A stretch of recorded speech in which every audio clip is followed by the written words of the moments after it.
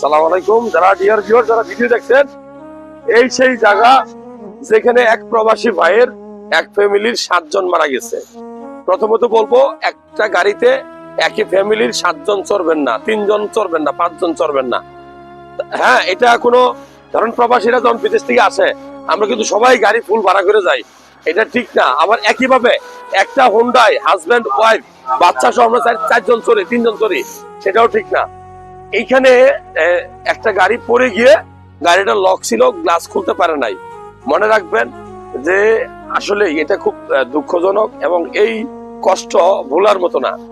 প্রবাসী ভাই সেই সুখ কতদিনে ভুলবে আমি জানি না। তবে এই যে একটা অ্যাক্সিডেন্ট ঘটলো, এখানে একটা শিক্ষণীয় বিষয় হলো যে একটা গাড়িতে একই সাথে 7-8 জন মানুষ চড়া উচিত না। যেখানে শুধু সে প্রবাসী রয়ে গেছে, তার মা, তার ছেলে, তার বউ সবাই মারা গেছে। তো হয়তো হায়াত নেই তাই মারা গেছে, আল্লাহ যা চায় ভালোর জন্য চায়। তারপরেও আমাদেরকে সতর্ক হতে হবে, একই গাড়িতে একই হুন্ডায় একসাথে একই ফ্যামিলি সবাই চড়া ঠিক না।